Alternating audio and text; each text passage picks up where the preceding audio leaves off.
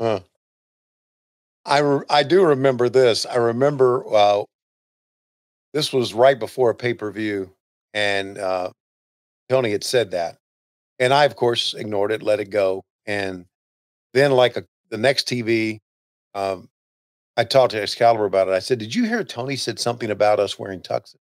And he went, "No." He said, "But maybe he told Taz too. And wouldn't it be great if Taz was the only one to show up in a Oh, it'd be tux?" so good. Oh God. Yeah, it would be great, but you'd never hear the end of it. yeah. You know, the young bloods are not that bad. No, just a good tag team. Good, there's, like I said, it's tough when you're following the Midnight Express, Yes, but of course. death by comparison. But there's just something about I don't know. I work with a lot of young tag teams, and I just tell them, you need minutes, you need time to like feel it. You have to like know where the center of the ring is, where where your opponent is, where your partner is. You just have to know this stuff at all times so your body language conveys it and you don't get caught in your head thinking of a spot and then you suplex your guy right to his partner. Like it happens all the time.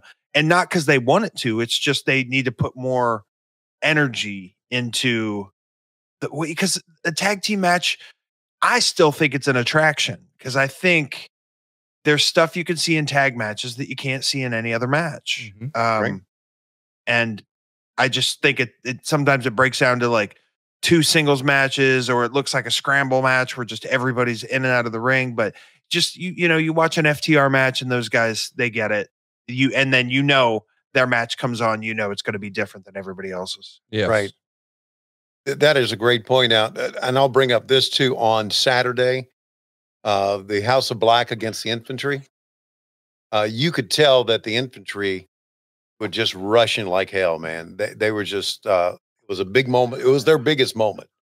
No doubt. They were going to go over. And I'm thinking, these guys are rushing, man. Just take a breath. When you say Russian, like not like Nikita Koloff Russian. I'm sorry, rushing. You talk about Comrade Sean Dean. Chateauata. Did you get to see Nikita at the pay-per-view? I did. Yeah. Yes. Wow. Oh, you're talking about a person whose life has changed. My God. He's not even Russian anymore. No, but he's still Nikita Koloff. Yes. Because the Knucklehead changed his name back in the 80s. Oh, well. Who am I to say? Who am I to tell a guy what to name himself, right?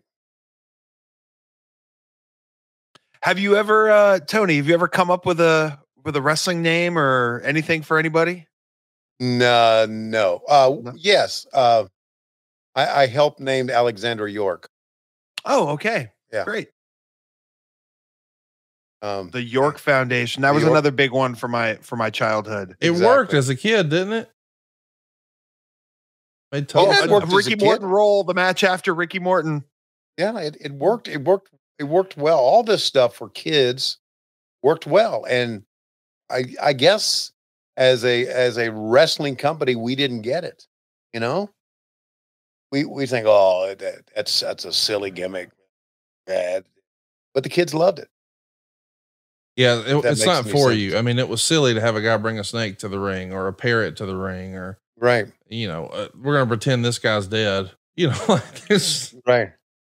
All of it is a little silly. Yes.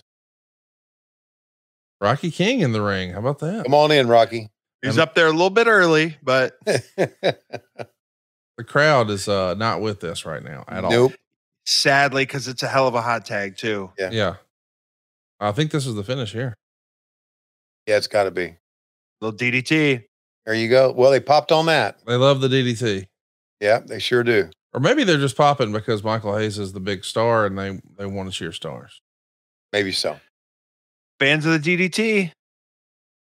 That's funny because I read the Observer write-up of this, and the write up on that DDT was that it didn't look good because his head didn't come 18 inches from the mat. Yeah. And wasn't the best DDT I've ever seen, but I mean, we're going to see it on replay. You know what? No, that's earlier. That's early in the match, but it didn't look that bad.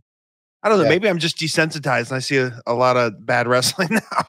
Who knows? No, it's like, Meltzer was super critical. Here comes the DDT. Yep.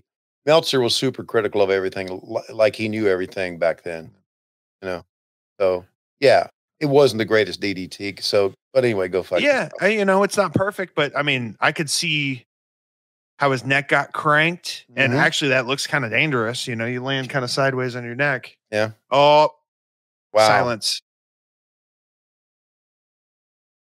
I am the Phantom. Remember, motherfuckers, I am the Phantom. Arn, you may be the Phantom, but I know you got a small dick. At least that's what I've been told. Wow. Look at that crew WCW shirt he's got on. Come on, Marty. Get dressed, you stupid son of a bitch. I love his front tuck. I do too. The shirt itself isn't tucked, but it is in the front. Good call. I know that, old school fans just think this is blasphemous, but I love this version of the Four Horsemen. Barry Windham rounds out the pair. It's Arn Anderson, Sid Vicious, Barry Windham, and Ric Flair. This is a badass group right here, I think, Chris. One of my favorite versions of the Horsemen. I love it. I like I said, I remember seeing the Skyscrapers and thought they were just the coolest. Their presence, their size, that Danny Spivey mullet, holy shit. I really love those guys. So then when Sid gets elevated to go with the Horsemen as a kid, I'm like, it's like, your team is having a winning season and you're like, oh, okay. Yeah. I picked the good one. I mean, look at this psycho. Yeah. He was something else, man. It was something else. I remember one time, saying, "Hey, Sid, how you doing, buddy? Good to see you." And he laughed. I said, "What's wrong?" He said, "You're the only one in backstage that's glad to see me. I can tell you that." Yeah. We're about to have one of the most hard-hitting, big-time tag matches of the year, and it's going to be stiff. We're talking about the Nasty Boys and Rick Steiner and Scott Steiner, the Steiner brothers, two of my absolute favorite tag teams. But if you want to talk about stiff, boy, we got to talk about our friends at Blue Chew.